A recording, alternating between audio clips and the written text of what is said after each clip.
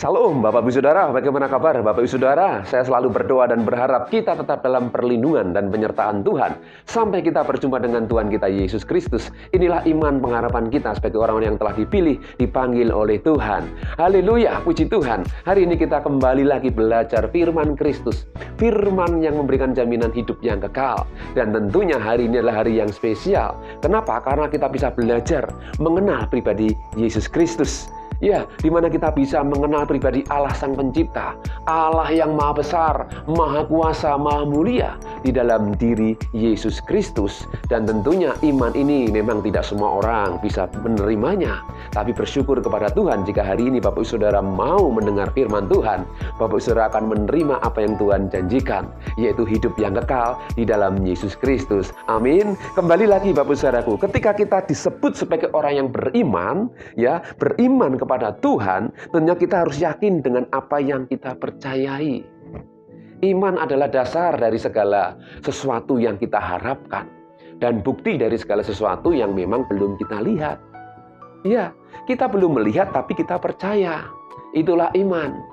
Dan iman itu akan terrealisasi, akan terbukti dan kita akan menerima ketika kita berjumpa dengan pribadi yang kita yakini, yaitu pribadi Yesus Kristus sebagai Juru Selamat dan sebagai pribadi Tuhan yang berkuasa.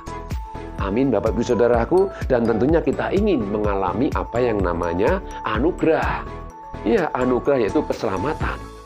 Jika kita menyadari kelak kita akan mati dan kita akan berjumpa dengan Tuhan, ya, itu sih harapan kita. Tapi lebih daripada itu, kita rindu tentunya kepingin mengalami apa yang namanya rapture, pengangkatan. Pengangkatan itu berarti kita tidak mengalami kematian.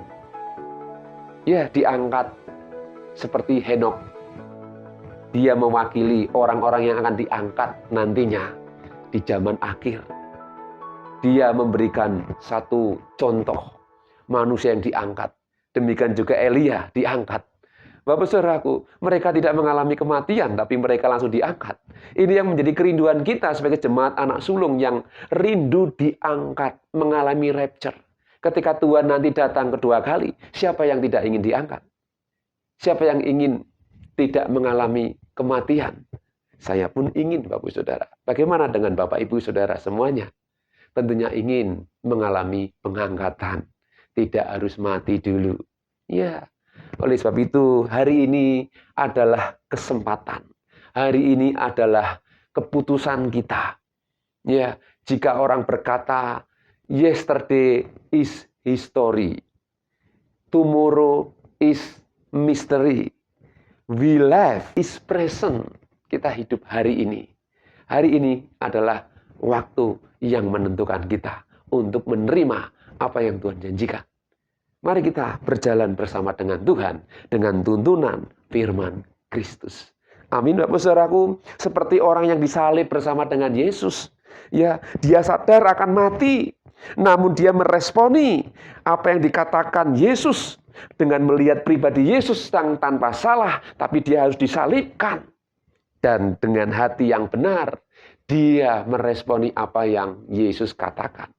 Dan saat itu jugalah dia menerima Kairos, waktu yang tepat, tempat yang tepat, menerima hidup kekal bersama dengan Yesus. Karena dia mengaku, dia berserah kepada Yesus, dan percaya kepada Yesus. Ya, kalau Yesus, dia melihat hati yang tulus murni, orang yang disalibkan entah kanan atau kiri, banyak orang prediksi kanan atau kiri, tapi yang pasti salah satu di antara mereka. Ya, menerima anugerah bersama-sama dengan Yesus dalam Firdaus. Bapak Saudaraku, kesempatan tidak bisa datang dua kali. Dalam hidup kita seringkali melewatkan kairos-kairos. Waktu-waktu yang terbaik yang Tuhan berikan untuk kita bisa melakukan banyak hal untuk memuliakan nama Tuhan. Ya, banyak waktu dan kesempatan kita. Seringkali kita membiarkan waktu itu berjalan begitu saja. Namun hari ini adalah kairos di mana kita akan belajar menerima anugerah, yaitu kesempatan mendengar kabar baik di dalam Yesus Kristus, mengenal pribadi Yesus Kristus adalah pribadi Tuhan yang hidup, Tuhan yang berkuasa. Dia yang sanggup melakukan segala perkara dan dialah yang memberikan jaminan hidup yang kekal. Amin Bapak Ibu Saudaraku. Mari kita gunakan kesempatan ini untuk sungguh-sungguh belajar tentang pribadi Yesus. Haleluya. Tema kali ini tetap dalam tema Yesus adalah kebenaran yang sejati. Dan tentunya kita tidak perlu takut menyebut Yesus juga sebagai manusia. Karena dia adalah juga pribadi Allah. Dan tentunya konsep pemahaman ini perlu perenungan. Perlu kita memahami. Ya, dan tidak hanya sekedar membaca, namun kita minta Roh Kudus membukakan mata hati kita, membukakan hati kita, sehingga kita bisa percaya dan mengaku pribadi Yesus adalah Tuhan. Amin, Bapak Saudaraku. Mari kita akan berdoa sejenak. Bapa di surga, terima kasih hari ini kami boleh kembali lagi belajar firman-Mu. Kuduskan kami Tuhan dengan firman-Mu. Buka hati kami, mata hati kami untuk melihat terang kebenaran di dalam Injil Kristus Yesus sebagai Tuhan dan Juru Selamat yang Engkau nyatakan dalam hidup manusia. Dan hari ini kamu belajar tentang pribadi Yesus Kristus. Terima kasih Bapa, kami percaya Roh Kudus menjamah kami dalam nama Tuhan Yesus. Haleluya, amin. Bapak Saudaraku, kita akan melihat poin yang pertama. Jangan takut menyebut Yesus manusia, karena dia ingin menunjukkan bukti kasih-Nya. Pribadi Allah ingin menunjukkan kasih-Nya kepada manusia. Kita akan melihat Yohanes 3 ayat 16. Ayat ini tentunya tidak asing lagi bagi kita, namun kita perlu mengulang supaya kita lebih dalam memahami firman Tuhan. Seperti firman Tuhan sendiri, kita harus seringkali mengulang-ulang. Karena ketika diulang, Tuhan berbicara, ya, berbicara lagi dan lebih dalam lagi. Kalau dulu kita hanya taunya A, sekarang kita B. Kalau dulu kita taunya B, Tuhan tambah lagi C. Demikian seterusnya sampai kita mengenal pribadi Allah di dalam Yesus Kristus. Ya, Yohanes 3 ayat 16 dikatakan, karena begitu besar kasih Allah akan dunia ini, sehingga ia telah mengaruniakan anaknya yang tunggal, supaya setiap orang yang percaya kepadanya tidak binasa, melainkan beroleh hidup yang kekal. Ya, begitu besarnya kasih Allah akan dunia ini. Ya, Tuhan mengasihi bukan dunianya, tapi manusia-manusia yang ada di dunia ini, Bapak Ibu Saudara. Kalau dunia ini kan ciptaan Tuhan, tapi lebih daripada itu manusia lebih. Karena manusia adalah ciptaan Tuhan yang paling hebat, paling luar biasa. Dia bisa melakukan banyak hal. Ya, bahkan dikatakan manusia itu adalah ciptaan yang sepadan dengan gambaran pribadi Allah. Sehingga manusia itu istimewa. Sehingga Tuhan dalam Yohanes dikatakan, engkau berharga di mataku. Manusia berharga di mata Tuhan. Ya, sehingga dia memberikan kasih-Nya. Ia telah mengaruniakan, memberikan. Karunia di sini berbicara tentang memberi diri. Pribadi Allah. Jika kita membaca kitab Kejadian, di sana Allah, ya, adalah roh. Roh Allah melayang-layang. Di situ pribadi Allah sebelum menciptakan dunia ini, sebelum manusia ada. Dia sudah mengkreatif, dia sudah punya planning sampai akhir. Hari ini pasti akan lewat Bapak Ibu Saudaraku. Tuhan sudah menciptakan segala sesuatunya, mengkreasi segala sesuatunya dari awal sampai akhir, alfa sampai omega. Sehingga ketika kita merenungkan, ia telah mengaruniakan. Ini berbicara tentang memberi diri. Ya, memberi diri sebagai manusia dia turun. Karena dikatakan anaknya yang tunggal. Itu ada satu pribadi yang satu. Di dalam Yesus Kristus. Pemahaman ini tidak mudah. Namun kita percaya. Jika firman Tuhan sudah memberikan satu pengertian yang gamblang. Kenapa manusia masih bersikeras tidak percaya? Bapak Ibu Saudaraku. Firman Tuhan sungguh luar biasa. Firman yang kita dengar adalah juga bukti kasih Tuhan kepada kita. Supaya setiap orang percaya kepadanya tidak binasa, melainkan beroleh hidup yang kekal. Ayat yang ke-17. Ya, sebab Allah mengutus anaknya ke dalam dunia bukan untuk menghakimi dunia, melainkan untuk menyelamatkannya oleh Dia. Yesus hadir ke dunia untuk menyelamatkan manusia. Tentunya menyelamatkan dari dosa. Manusia semua berdosa dan telah kehilangan kemuliaan Allah. Dan ini perlu dipulihkan. hubungan manusia dengan pribadi Tuhan. Jika kita belajar tentang dosa, kita kembali lagi teringat ketika Adam dan Hawa jatuh. Mereka perlu dipulihkan. Mereka perlu apa yang namanya dijangkau. Supaya mereka kembali. Demikian juga kita, Bapak Ibu Saudara. Kita sebagai manusia yang penuh dengan dosa. Yang menjadikan penghalang kita bisa memiliki komunikasi dengan Tuhan adalah dosa. Yang merupakan pemisah antara kita dengan Allah, itu adalah dosa. Dan dosa ini harus dikalahkan, dipatahkan, dihapuskan. Manusia tidak bisa menghapus dosa, kecuali pribadi Allah. Sehingga pribadi Allah sendiri turun tangan, Bapak Saudara, untuk melenyapkan segala dosa melalui Yesus Kristus. Amin, Bapak Ibu Saudaraku. Sehingga dia, Allah mengutus anaknya. Kata mengutus, sekali lagi saya mau ingatkan. Ini adalah satu pribadi Allah sendiri yang manunggal menjadi manusia. Kata diutus, jangan kita berpikir memiliki konsep seperti raja mengutus bawahannya. Seperti seorang bos mengutus bawahannya. Bukan. Kata mengutus ini jika kita mau renungkan dan kita terus baca berulang-ulang. Ini berbicara tentang pribadi Allah yang turun. Orang bilang turun gunung. Berbeda. Orang yang bertapa, dia mengutus bawahannya. Tapi dia bertapa ini, dia turun sendiri. Karena tahu tidak ada yang bisa melakukannya. Sehingga dia turun sendiri. Dan Yesus dia turun sendiri, Bapak Saudaraku. Sehingga ayat 18 dikatakan, barang siapa percaya kepadanya, ia tidak akan dihukum. Barang siapa tidak percaya, ia telah berada di bawah hukuman. Sebab ia tidak percaya dalam nama Anak Tunggal Allah. Anak Tunggal Allah. Tunggal itu sudah berbicara satu. Sehingga Yesus juga berkata, aku dan Bapa adalah satu. Nanti kita akan melihat pribadi Yesus sebagai manusia. Dia adalah satu dengan Allah, Sang Pencipta. Ya, kita akan melihat, Bapak Ibu Saudaraku, bagaimana pribadi Allah, ya, ketika Yesus mengajarkan kepada manusia. Yohanes 4 ayat 24 mengatakan, Allah itu roh dan barang siapa menyembah dia, harus menyembahnya dalam roh dan kebenaran. Di sini kita melihat peristiwa ketika Yesus berjumpa dengan seorang perempuan Samaria.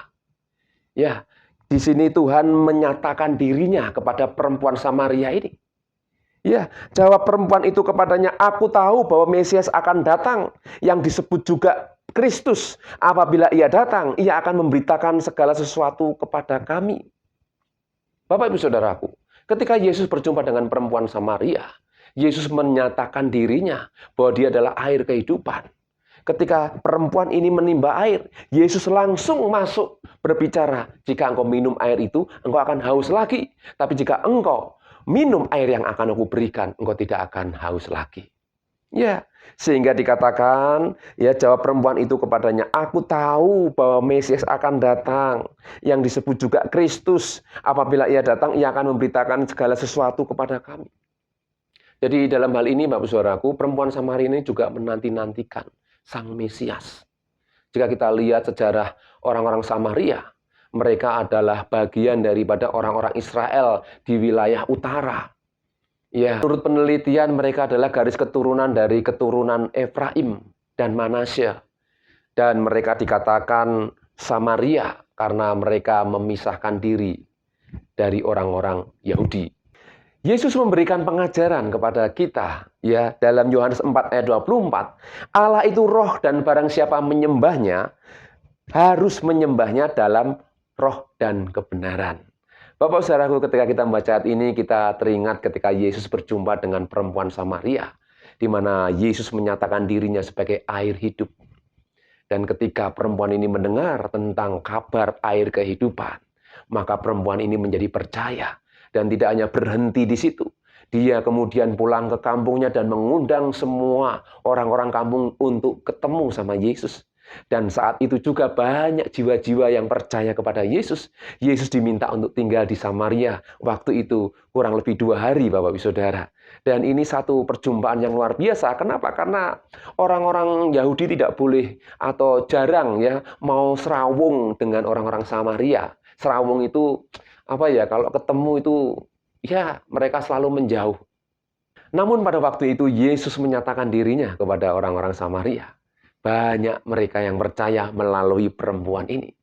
Dan Yesus memberitakan bahwa Allah itu roh. Bapak saudaraku, kita meyakini sekali lagi kejadian pertama Allah itu melayang-layang, roh Allah itu melayang-layang. Sebelum semuanya ada. Itu pribadi Allah yang sesungguhnya. Ya. Dan kita tahu bahwa ketika Yesus mengajarkan hal ini, Yesus juga mengingatkan barang siapa menyembah Dia harus menyembahnya dalam roh dan kebenaran.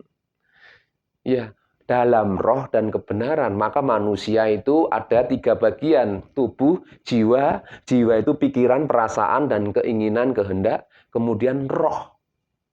Dan roh itulah yang menjadikan tempat di mana kita bisa memiliki hubungan pribadi dengan Tuhan. Binatang, dia tidak memiliki roh. Walaupun binatang diciptakan oleh Tuhan.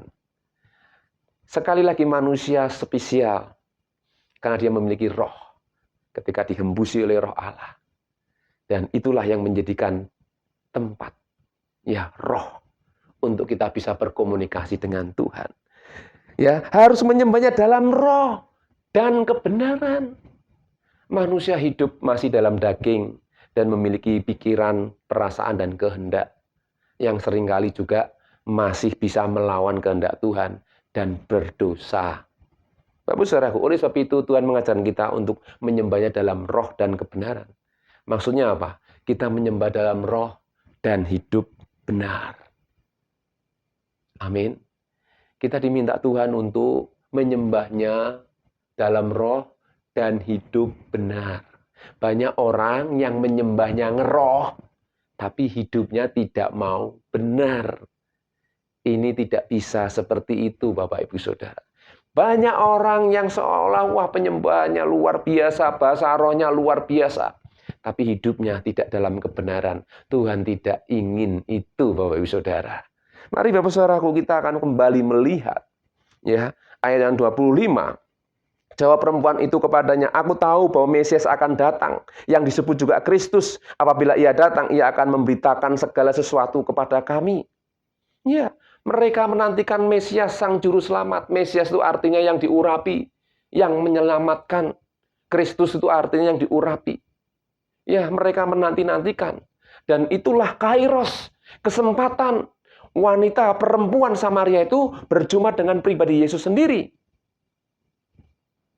Dan digunakan sebaik-baiknya oleh wanita perempuan ini untuk juga membawa orang-orang banyak percaya kepada Yesus. Luar biasa, Bapak Saudara. Perempuan ini ketika berjumpa dengan Yesus, dia menerima anugerah, percaya kepada Yesus, dan dia memperoleh keselamatan. Dan tidak hanya dia saja, tapi banyak jiwa yang dibawa orang-orang kampung. Ya, dan 2 hari Yesus tinggal di sana. Ya, kemudian ayat 26 dikatakan kata Yesus kepadanya, akulah dia yang sedang berkata-kata dengan engkau. Bagaimana jika saudara berjumpa dengan Yesus? Apakah saudara percaya? Memang kita tidak berjumpa secara fisik. Namun Tuhan juga berkata, berbahagialah mereka yang percaya, walaupun tidak melihat. Amin, Bapak Ibu Saudaraku. Ya, jadi poin pertama, ya, kenapa kita tidak boleh ragu, kita tidak boleh takut menyebut Yesus sebagai manusia? Sekali lagi karena dia ingin menunjukkan kasih-Nya. Allah yang Maha Kuasa, Allah yang Maha Mulia, ingin menunjukkan kasih kepada manusia, sehingga dia turun gunung, saya bilang tadi. Ya, untuk menjangkau manusia. Mari kita akan lihat ayat yang ke-13, Yohanes 3. Tidak ada seorang pun yang telah naik ke surga selain daripada dia yang telah turun dari surga, yaitu anak manusia. Jadi Yesus memang berasal dari surga. Bukan dia dari dunia terus naik ke surga. Tapi dikatakan dengan jelas, tidak ada seorang pun yang telah naik ke surga. Yesus ketika dia datang ke dunia, dia mati, disalib, kemudian dia bangkit, dia naik ke surga. Ya, selain daripada dia Yesus yang telah turun dari surga, yaitu anak manusia, Yesus Kristus. Amin, Bapak Saudaraku. Sehingga ayat 14 dikatakan, dan sama seperti Musa meninggikan ular di padang gurun, demikian juga anak manusia harus ditinggikan, supaya setiap orang yang percaya kepadanya beroleh hidup yang kekal. Kita akan melihat bilangan 21, ya, ayat 4 sampai dengan ayat yang ke-9, Bapak Ibu Saudaraku. Ini yang membuat kita diingatkan. Kenapa Yesus dikatakan sama seperti Musa meninggikan ular di padang gurun, demikian juga anak manusia harus ditinggikan. Ya, kenapa anak manusia disamakan dengan ular pada waktu itu? Tapi kita akan melihat kenapa. Ya, bilangan 21 ayat 4 sampai dengan yang ke-9. Setelah mereka berangkat dari Gunung Hor, berjalanlah ke arah Laut Tebrau untuk mengelilingi tanah Edom. Maka bangsa itu tidak dapat lagi menahan hati di tengah jalan. Lalu mereka berkata-kata melawan Allah dan Musa, "Mengapa kamu memimpin kami keluar dari Mesir, supaya kami mati di padang gurun ini? Sebab di sini tidak ada roti dan tidak ada air, dan akan makanan hambar ini kami telah muak." Ya, dikasih mana tiap hari rutin, bosen Bapak Saudara. Padahal mana itu berbicara tentang firman Tuhan, ya. Ayat 7, kemudian datanglah bangsa itu mendapatkan Musa dan berkata, "Kami telah berdosa sebab kami berkata-kata melawan Tuhan dan engkau. Berdoalah kepada Tuhan supaya dijauhkannya ular-ular ini daripada kami." Lalu Musa berdoa untuk bangsa itu. Maka berfirmanlah Tuhan kepada Musa, "Buatlah ular tedung dan taruhlah itu pada sebuah tiang. Maka setiap orang yang terpagut, jika ia melihatnya akan tetap hidup." Jadi Musa diminta Tuhan untuk buat ular dari tembaga, kemudian digantung, ya, digantung. Lalu Musa membuat ular tembaga dan menaruhnya pada sebuah tiang. Maka jika seseorang dipakut ular dan ia memandang kepada ular tembaga itu, tetaplah ia hidup. Ini gambaran Bapak Ibu Saudara. Jadi ketika orang-orang Israel mereka berontak kepada Tuhan, ya, mengeluh, mereka tidak bisa mengucap syukurlah. Ya, kita tahu orang-orang Israel mereka ngata-ngatai Musa. Ya, mereka mencibir Musa, "Kenapa kamu bawa kami keluar padang gurun? Ya, kami bosan, kami muak." Akhirnya Tuhan mengutuk mereka. Dan mereka banyak yang binasa karena dipatok oleh ular ini, Bapak Ibu Saudara. Tuhan menyuruh ular-ular tedung ke antara bangsa itu dan memakut mereka sehingga banyak orang-orang Israel yang mati. Tapi itu pun Tuhan tetap baik. Akhirnya Musa diminta untuk bikin ular dari tembaga dan siapa yang melihat ular ini dia akan tetap hidup. Ini dalam konteks peninggian, Bapak Saudaraku. Ya, ditinggikan itu yang layak ditinggikan. Bukan ularnya, Bapak Saudaraku. Karena ular itu gambaran daripada iblis. Dan iblis itu nanti akan ada waktunya memang akan dihukum kekal. Namun di sini yang dimaksud adalah sama seperti Musa meninggikan ular di padang gurun, adalah ketika Yesus nanti akan ditinggikan. Justru ketika dia disalib, dia akan ditinggikan. Memang firman Tuhan juga mengatakan terkutuklah orang yang digantung di atas kayu salib. Itu berbicara tentang apa, Bapak Saudaraku? Hukuman atas orang-orang yang berdosa. Harusnya kita yang digantung. Harusnya kita yang dihukum. Tapi Yesus, dia menggantikan kita. Digantung di atas kayu salib. Ini pemahaman yang dalam, Bapak Ibu Saudara. Sehingga sebagai orang percaya, apa yang Tuhan singkapkan, firman Tuhan yang sudah jelaskan, kita harus menerima, kita harus memahami. Kita tidak hanya sekedar menyelidiki, tapi kita harus percaya dengan iman. Amin, Bapak Ibu Saudaraku. Sehingga kalimat atau peristiwa ini dikatakan sama seperti Musa meninggikan ular di padang gurun, demikian juga anak manusia harus ditinggikan. Ini adalah peninggian. Bukan berbicara tentang kayu salibnya atau yang harus digantung di kayu salibnya. Tetapi melewati kayu salib ini ada satu peristiwa di mana pribadi Yesus akan ditinggikan. Kita bisa belajar bahwa Yesus, dia rela disalib karena menggantikan kita, karena mengasihi kita. Ini poin yang pertama, Bapak Ibu Saudaraku. Poin yang kedua, mengapa kita tidak perlu takut menyebut Yesus sebagai manusia? Ya, karena dia rindu menjangkau manusia untuk beroleh keselamatan. Amin. Karena dia rindu menjangkau manusia untuk beroleh keselamatan. Yohanes 14 ayat 7. Sekiranya kamu mengenal aku, pasti kamu juga mengenal Bapakku. Sekarang ini kamu mengenal dia dan kamu telah melihat dia. Ini adalah peristiwa ketika Yesus berjumpa dengan murid-muridnya. Ya, kemudian ayat yang ke-8, Yohanes 14. Kata Filipus kepadanya, Tuhan tunjukkanlah Bapa itu kepada kami. Itu sudah cukup bagi kami. Kata Yesus kepadanya, telah sekian lama aku bersama-sama kamu, Filipus, namun engkau tidak mengenal aku. Barang siapa telah melihat aku, ia telah melihat Bapa. Bagaimana engkau berkata, tunjukkanlah Bapa itu kepada kami. Ya, ini satu percakapan yang harus kita pahami. Ya, ayat 10, tidak percayakah engkau bahwa aku di dalam Bapa dan Bapa di dalam aku? Apa yang aku katakan kepadamu, tidak aku katakan dari diriku sendiri. Tetapi Bapa yang diam di dalam aku, dialah yang melakukan pekerjaannya. Percayalah kepadaku bahwa aku di dalam Bapa dan Bapa di dalam aku. Atau setidak-tidaknya percayalah kepada atau karena pekerjaan-pekerjaan itu sendiri yang Yesus lakukan. Bapak saudaraku, mengenal pribadi Yesus. Mungkin orang tidak percaya kepada Yesus secara langsung, namun setidaknya percayalah kepada perbuatan-perbuatan yang Yesus telah lakukan. Ya, karena jika kita hanya percaya saja langsung kepada Yesus, itu tidak menjamin orang kuat imannya. Namun kita perlu pengalaman pribadi dengan Tuhan. Seperti murid-murid Yesus, walaupun mereka lama ikut Yesus, ya kurang lebih mungkin 3 tahun. Ketika sejak awal mereka percaya kepada Yesus, dipanggil, dipilih oleh Yesus. Namun belum tentu menjamin mereka sungguh-sungguh mengenal pribadi Yesus. Dan mengenal Allah. Dan percaya kepada pribadi Allah di dalam Yesus Kristus. Bapak saudaraku, yang dialami oleh Filipus ini mungkin mewakili banyak orang-orang percaya juga. Mereka yang hari ini mungkin percaya Yesus.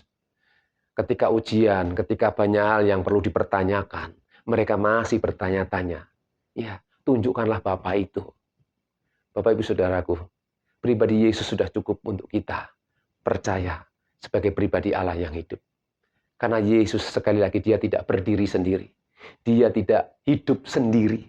Dia adalah pribadi Allah yang telah menjadi manusia.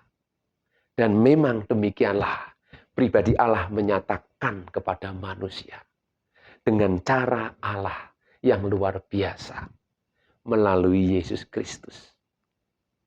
Ya, orang tentunya kepingin melihat, baru percaya. Tetapi Yesus mengerti itu semua. Sehingga ketika dia menyatakan pribadinya sebagai pribadi Allah yang hidup di dalam manusianya, ya, baru manusia memahami. Itu pun perlu yang namanya keputusan untuk percaya. Amin Bapak Ibu Saudara. Memang tidak mudah untuk menjelaskan pribadi Allah Tritunggal kalau betul-betul tidak memperoleh hikmat dari Tuhan. Ada kuasa Roh Kudus yang menjamah setiap orang yang mau percaya. Ya, tapi kita yakin dan saya sangat yakin bahwa pekerjaan Tuhan tidak ada yang bisa menghambat.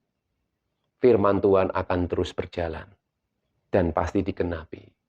Dan akan saya akhiri dalam Markus pasal yang ke-6 ayat 1 sampai dengan yang ke-6. Kita akan melihat apa yang terjadi di sana. Ya, kemudian Yesus berangkat dari situ dan tiba di tempat asalnya, sedang murid-muridnya mengikuti dia. Pada hari Sabat ia mulai mengajar di rumah ibadat dan jemaat yang besar takjub. Jemaat yang besar itu takjub ketika mendengar dia dan mereka berkata, dari mana diperolehnya semuanya itu? Ya, perumpamaan seorang penabur, lalang di antara gandum, biji sesawi, harta terpendam, dan mutiara yang berharga. Ya, perumpamaan tentang pukat dan sebagainya. Ya, Yesus mendapatkan dari mana? Banyak orang-orang yang takjub dan mereka semuanya dikatakan jemaat yang besar itu takjub. Dari mana diperolehnya semuanya itu? Kemudian hikmat apa pulakah yang diberikan kepadanya? Orang tercengang melihat pengajaran Yesus. sesuatu yang baru pada waktu itu. Ya, dan mujizat-mujizat yang demikian bagaimanakah dapat diadakan oleh tangannya, tangan Yesus. Kalau bukan dari Tuhan tidak bisa. Bapak Ibu Saudaraku, sampai ayat sini saja kita bisa melihat Yesus melakukan banyak hal, pengajaran dan mujizat. Ya, dikatakan dia di Nazaret. Dan itu semua dilakukan itu di kampung halamannya, Bapak Ibu Saudara. Ya, mari kita akan lihat ayat yang ketiga. Bukankah ia ini anak tukang kayu, anak Maria, saudara Yakobus, Yoses, Yudas, dan Simon? Dan bukankah saudara-saudaranya yang perempuan ada bersama kita? Lalu mereka kecewa dan menolak dia. Baru, Bapak Saudara, ketika Yesus diketahui, oh anaknya Maria, oh anaknya Yosef, oh itu kan cuma anaknya itu. Mereka langsung, apa saudaraku, kecewa dan menolak dia. Akhirnya di kampung Yesus sendiri, kita bisa melihat ayat 4. Maka Yesus berkata kepada mereka, seorang nabi dihormati di mana-mana kecuali di tempat asalnya sendiri, di antara kaum keluarganya dan di rumahnya. Ia tidak dapat mengadakan satu mujizat pun di sana kecuali menyembuhkan beberapa orang sakit dengan meletakkan tangannya di atas mereka. Yesus sendiri merasa heran atas ketidakpercayaan mereka. Bapak Ibu Saudaraku, ya hal seperti ini sampai hari ini masih terus berlaku. Ya, siapapun, ya hamba Tuhan, pelayan Tuhan. Jika banyak orang masih melihat, oh ternyata dia cuma orang sana, orang tuanya aku kenal, yaitu keluarganya saya kenal semuanya, oh dia itu ya. Itu manusia banget Bapak Saudaraku, manusiawi lah, wajar lah. Namun Bapak Saudaraku, untuk mengenal pribadi Yesus, kita perlu sungguh-sungguh merenungkan firman Tuhan. Orang bilang tak kenal, tak sayang. Jadi ketika kita mengenal pribadi Yesus, kita perlu waktu untuk memahami lebih dalam siapakah Yesus itu.